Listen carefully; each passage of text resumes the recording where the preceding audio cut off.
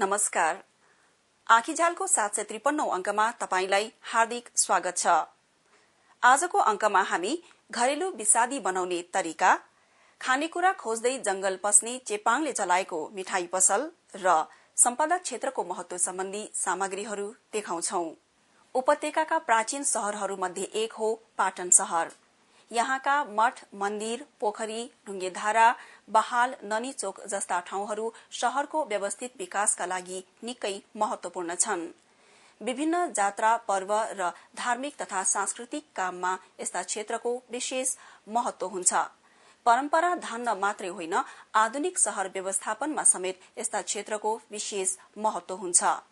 यसको संरक्षणले शहर र मानिसहरूको जीविकोपार्जनलाई कसरी सहयोग गर्छ भन्ने विषयमा अनिल चित्रकारसँग गरेको कुराकानी हेरौं।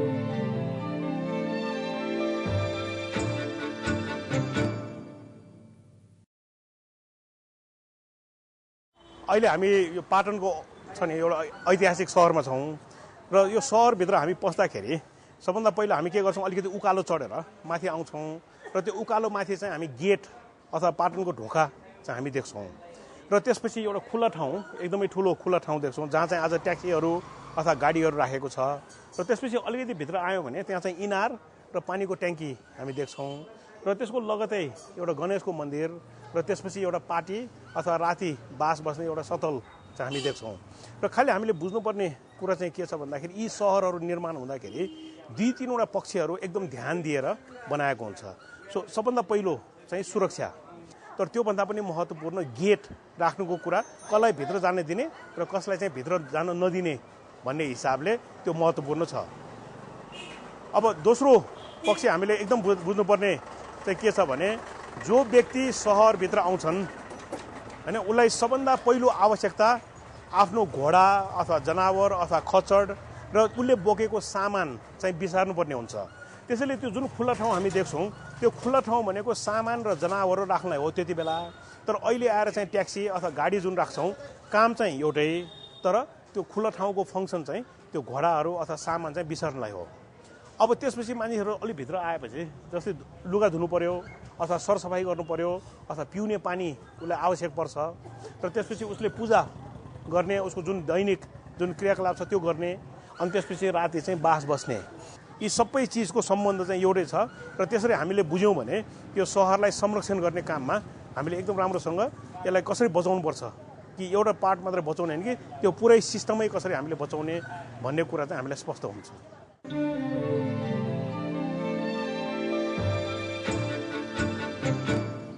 अहिले हामी पाटनको पिम्बाहालमा छौं र खालि काठमाडौँको जुन पानीको व्यवस्थापनको हामीले सोच्दाखेरि जस्तै यो शहरमा 365 दिनमा झन्डै 100 दिन जति पानी पर्छ, आकाशको पानी चाहिँ 100 दिन जति पर्छ र कुनै पनि ऐतिहासिक शहर चाहिँ राम्रो हुनु नहुनु, त्यहाँ मानिसहरू बस्न सक्नु नसक्नु चाहिँ यो सबै केमा भर पर्छ त भन्दाखेरि त्यो 100 दिन पानी परेको चाहिँ कति दिन हामीले सञ्चय गर्न सक्छौं। जबसम्म पानी रहन्छ त्यति बेलासम्म शहर हुन्छ। सो हामीले सधैँ के विचार गर्नुपर्छ भने पाटन जस्तो शहरले धेरै पहिलादेखि पानी कसरी सञ्चय गर्ने भन्ने विभिन्न उसको तरिकाहरू छन् र ती तरिकामध्ये एउटा तरिका चाहिँ यसरी पोहोर सालको आकाशको पानीलाई सञ्चय गर्ने यो ट्याङ्की हो। अब यहाँ चाहिँ जुन दिन पानी चाहिँ नहुने हुन्छ अथवा यो जुन ट्याङ्कीको काम के त भनेर हामी सोध्यौँ भने यसको 3-4वटा कामहरू हुन्छ। सो एउटा काम त के भन्दाखेरि जस्तै यो पानी चाहिँ तल जग अथवा त्यसलाई चाहिँ वाटरप्रुफ त गरेको छैन भनेपछि त्यसले गर्दाखेरि वरिपरि जति पानीको लेभल छ त्यो लेभललाई चाहिँ माथि राख्न मद्दत गर्छ। सो भनेपछि वाटर लेभललाई मेन्टेन गर्ने। तर दोस्रो चिज यसले के गर्छ भन्दाखेरि जस्तै पौराणिक टाइममा पनि जस्तै आगलागी भयो, कुनै प्राकृतिक अथवा दैविक जुन प्रकोप भयो भने पानीको आवश्यक हुन्छ, सो त्यसको लागि पनि भयो। र तेस्रो चाहिँ जस्तै काठमाडौँमा हरेक वर्ष त्यही समयमा हामीले खेती गर्न सक्ने मुख्य कारण के भने यसरी सञ्चय भएको पानी चाहिँ विभिन्न ठाउँमा पाउँछौँ र समयमा आकाशबाट पानी परेन भने पनि यो सञ्चय भएको पानी चाहिँ हामी प्रयोग गर्न सक्छौँ।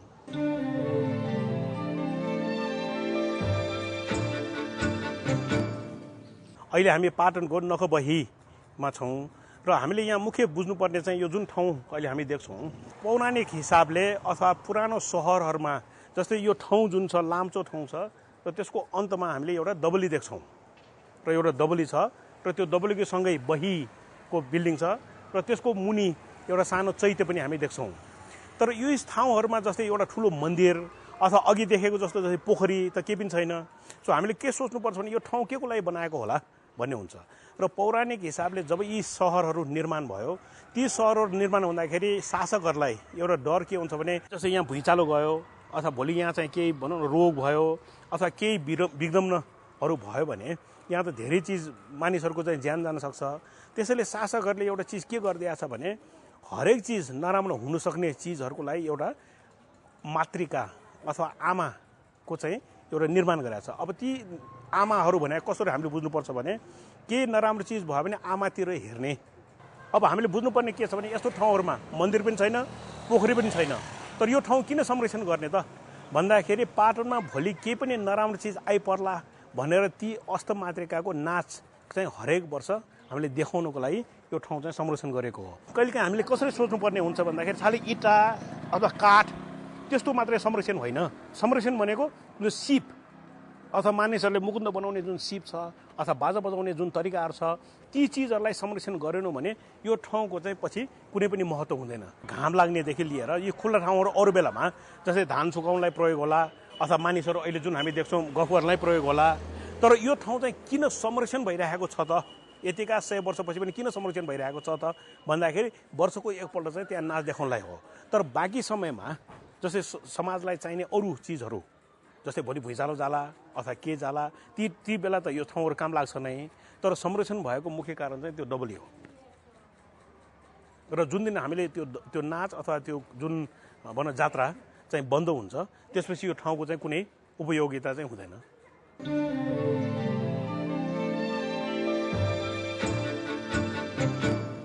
अहिले हामी पाटनको एउटा हामी यो जुन ठाउँहरूको यो भ्रमणमा नि जस्तै यो चाहिँ हामी ननी भनेर भन्छौँ। यस्तो खालको जुन ननी छ यी ठाउँहरू चाहिँ हरेक किसिमको सामाजिक प्रावधानको लागि यो बनाएको छ।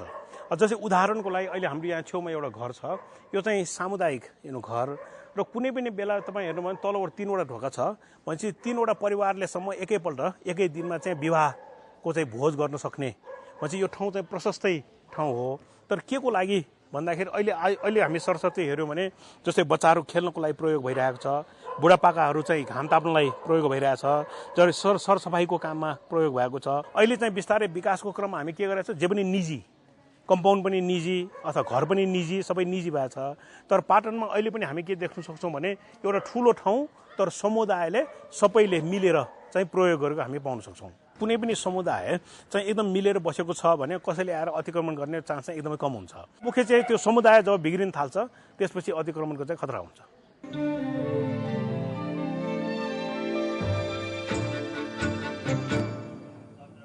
अहिले हामी पाटनको क्वा बहालमा छौँ र यो क्वा बहाल भनेको झन्डै 1000 वर्ष पुरानो यो बहाल हो।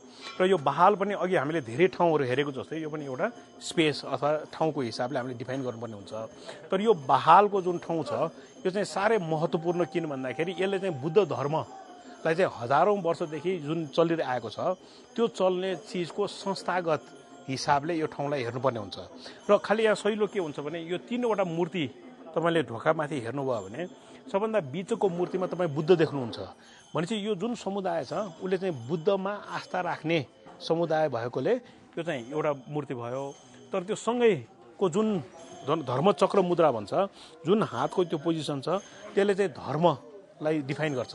पछि यहाँ बस्ने जुन समुदाय छ त्यो समुदायले चाहिँ एउटा नियमभित्र बस्छ र त्यो नियमलाई चाहिँ हामीले धर्मको चाहिँ नाम दिएका हुन्छौँ र त्यो चाहिँ यो यतातिरको मूर्ति देखाउँछ।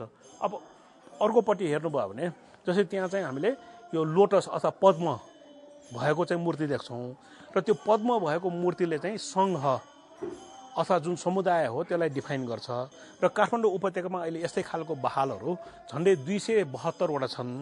तर यो ठाउँको महत्त्व चाहिँ किन भन्दाखेरि यहाँ सुरुदेखि नै जुन किसिमले पूजा गरिन्छ अथवा जुन किसिमले बुद्धिज्मको जुन प्र्याक्टिस चाहिँ गरिन्छ त्यो चाहिँ सुरुमा जस्तो थियो त्यस्तै हिसाबले चलिआएको हुनाले यहाँ धेरै मानिसहरू सिक्नको लागि अथवा कसरी गर्ने जान्नको लागि चाहिँ मानिसहरू यहाँ आउने गर्छन्।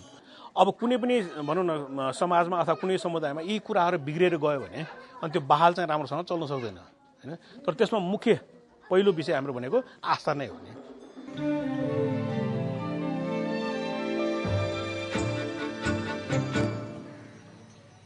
यो काठमाडौँ उपत्यका र पाटनको एउटा एकदम विशिष्ट भनौँ एउटा संरचना भनौँ अथवा यो ठाउँको हिसाबले हाम्रो ढुङ्गे धाराहरू पनि एउटा हो र यो ढुङ्गे धारा चाहिँ साह्रै महत्त्वपूर्ण र किन यसरी चल्छ अथवा कसरी यो चलिरहेको छ भनेर सबैले बुझ्नु चाहिँ एकदम जरुरी छ। र अहिले यो पाटन क्षेत्रमै मात्रै पनि यस्तो खालको ठाउँहरू चाहिँ झन्डै 56वटा छन्। सो 56वटा जति ढुङ्गेधार छन्। अब यी चिजहरू भक्तपुरमा पनि छन् र काठमाडौँमा पनि छन्। तर यहाँ चाहिँ यो स्थानीय जनता चाहिँ एकदम मिल्ने र सबै मिलेको कारणले गर्दाखेरि यसलाई चाहिँ अहिलेसम्म पनि संरक्षण गर्न सकेको हो। तर फेरि हामीले के बुझ्नुपर्छ भने जस्तै पोखरीको पानी पिउन लायकको हुँदैन अथवा त्यसमा अक्सिजनको मात्रा एकदम कम हुन्छ। तर यो चाहिँ बग्ने पानी भएको कारणले गर्दाखेरि यसमा चाहिँ अक्सिजनको मात्रा चाहिँ एकदम बढी हुन्छ। सो भनेपछि यो चाहिँ पिउनुको लागि पनि हामीले प्रयोग गर्न सक्छौँ। त्यसैले सहरको भविष्यको हिसाबले हेर्ने हो भने पानी चाहिँ साह्रै महत्त्वपूर्ण र यो चाहिँ जस्तै जलाधारदेखि आउने पानी भएको कारणले यसको शुद्धता पनि अलिक बढी नै हुन्छ र अब बर्खा आएपछि यसको मात्रा बढ्छ पनि भनेपछि त्यसलाई चाहिँ सञ्चय गरेर प्रयोग गर्ने एउटा उपाय। तर दोस्रो के भन्दाखेरि यहाँ मैले अघि भने जस्तो सहरमा थुप्रै छन् भनेपछि सबैलाई संरक्षण गर्ने हो भने यहाँको मानिसहरूलाई चाहिँ जति पानी चाहिन्छ त्यो चाहिँ यही प्रयोग हुन्छ। खालि फरक के भन्दाखेरि यसले चाहिँ घर घरमा हाम्रो पाइपको जस्तो पानी चाहिँ नआउने कारणले गर्दाखेरि त्यति महत्त्व चाहिँ अहिले नभएको हो। तर अब चैत महिना वैशाख महिनामा जब सुक्खा याम आउँछ अरू सबै सुक्दाखेरि मानिसहरूले यही प्रयोग गर्ने बाहेक अरू विकल्प चाहिँ हुँदैन। जीविकोपार्जनका लागि शहरको व्यवस्थापन मात्र होइन निजी जीवन पनि व्यवस्थित हुनुपर्छ अनि आँट र साहस पनि चाहिन्छ। एकपटक रोग लागेर समाजबाट निकालिए पनि जयबहादुर चेपाङले हार खाएनन्। विभिन्न ठाउँ धाए, रोग निको पारे र व्यवसाय गरेर आफू र परिवार पाले। गोकुल धुर्जे तामाङको यो रिपोर्ट हेरौं।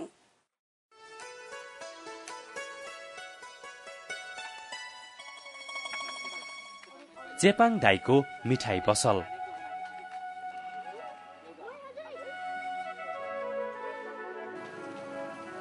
चितवनको शक्तिखोर इलाकामा निकै चलेको छ यो पसल। मिठाई खानु परे धेरैले चेपाङ दाईको पसललाई नै सम्झन्छन्। तर जयबहादुर चेपाङले यो ज्ञान जानेको धेरै भएको छैन। उनले जानेको त जंगलमा घुम्ने, शिकार गर्ने, माछा मार्ने जस्ता काम हुन्।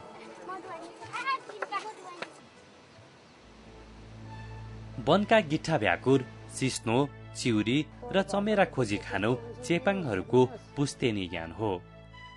तर समयसँगै चेपाङहरूको जीवनशैली फेरिँदैछ। उनीहरू पनि सहरिया जीवनसँग बाँच्ने कोसिस गरिरहेका छन्। नाफालाई हुँदैन, बिहान बेलुका यसो खानलाई चाहिँ भइरहेछ। ठिकै छ आफूलाई, अब के भने अब ठुलो पुँजी गर्नु सम्पत्ति छैन।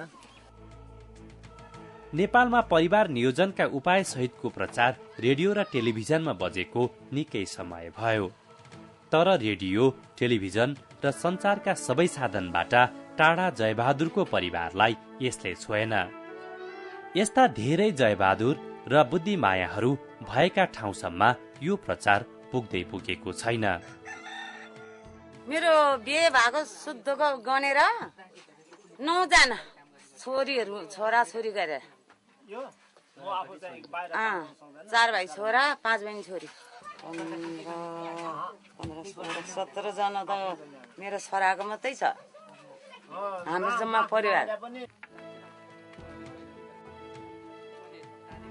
परिवार बढे पनि खेतबारी बढ्दैन, खेतबारी नै छैन। यही मिठाई पसलले परिवार थानेको छ। तर यो सफलताका पछाडि निकै दुःखपूर्ण कथा छ। विक्रम सम्वत 2044 सालमा जयबहादुर निकै बिरामी भए। बल्ल तल्ल अस्पताल पुग्दा उनलाई कुष्ठरोग लागेको पत्ता लाग्यो। 44 साल हो कि कुनै 25 सालमा हो मलाई रोग निक्ल्यो। मलाई अहिले त यो कुष्ठरोग भन्ने निक्ल्यो हेर्नुहोस्। त्यो बेला लास्टै बिरामी भएको थिएँ। म पोखरा हस्पिटल गएँ उपचारको लागि। त्यहाँ लगभग 3 वर्ष बसेँ हस्पिटलमा। त्यहाँबाट चाहिँ यो रोगीहरूलाई चाहिँ त्यो हस्पिटलबाट निःशुल्क दिन थाल्दो रहेछ कि हेर्नुहोस्, व्यवसाय गरेर खानु भनेर। त्यो हस्पिटलबाट दिएको लोगोले यो होटल चलाउनेछु। त्यो संस्थाले 7,000 रुपियाँ राख्ने। 7,000 राख्दामा 2,000 रुपियाँ फिर्ता दिएँ। 2,000 फिर्ता देऊ, 5,000 को चाहिँ तिमीलाई साउँ बेच्नै पर्दैन, त्यो तिमीलाई त्यसै निःशुल्क भनेर त्यो संस्थाले ऋण हाल्यो। त्यही संस्थाले मैले दोकान चलाएको छु। रोग निको भएपछि जयबहादुर आफूलाई बहिष्कार गर्ने समाजमा फर्केनन्। बजारतिरै पेट पाल्ने उपाय खोज्न थाले। त्यति बेला मिठाई पसलमा निकै भिडभाड हुन्थ्यो। उनले पनि आफूले पाएको 7,000 रुपियाँले मिठाई पसल खोल्ने विचार गरे। मिठाई बनाउन सिक्नकै लागि दिनहु नजिकैको बजार धाए र घण्टौंसम्म मिठाई बनाएको हेरे। म यसो ताँजी बजारतिर गएर त्यो देशीहरूले पकाएको हेर्थेँ। त्यो हेर्दाखेरिमा के गर्थ्यो भने मलाई देशीहरूले पनि गाली गर्यो। के हेरे भनेर भन्थ्यो, म चुप लाएर बस्थेँ। त्यो म सिकेँ थिएँ क्या। म यसो हेर्दाखेरिमा जेरी पसल र चिया पसलमा मान्छे भिड हुने, अरू ठाउँ चाहिँ भिड नहुने। अब खाने बाटो गर्नु पर्यो भनेर चाहिँ यतापट्टि चाहिँ मैले जेरी पसल र चिया पसल होटल गरेँ। बल्ल बल्ल सिकेको यो कामले उनको परिवार पालेको झण्डै 15 वर्ष भयो। उपचार गरेर कुष्ठरोग निको भएपछि पहिलो जन्ममा पाप गरेको ठानेर घर गाउँबाट निकाल्ने आफन्तहरू समेत अहिले नजिक भएका छन्। उपचार र उपचारपछि पाएको सानो सहयोगको सही सदुपयोगले यो काम सम्भव भयो। अहिले जयबहादुरको परिवार खुसीका साथ बाँचेको छ। तर नेपालमा अझै पनि यस्ता धेरै परिवार छन् जसले कुष्ठरोगलाई निको नहुने ठानी बिरामीलाई घर र गाउँबाट निकालिरहेका छन्। यस्ता बिरामीका लागि न त कुष्ठरोग निवारण कार्यक्रम सहयोगी बनेको छ न त सरकार नै। मेहनत गरे धेरै कुरा सम्भव छ। समस्याको समाधान आफ्नै वरिपरि हुन्छ, तर यसका लागि धैर्य, जाँगर र मेहनत चाहिन्छ। बालीमा लाग्ने रोग किराको प्रकोप कम गर्न घरमै विषादी बनाउन सकिन्छ। यसो गरेमा मानिस र माटोको स्वास्थ्यमा समेत नराम्रो असर पर्दैन। कसरी बन्छ त घरेलु विषादी? दीपराज उप्रेतीले तयार पारेको यो रिपोर्ट।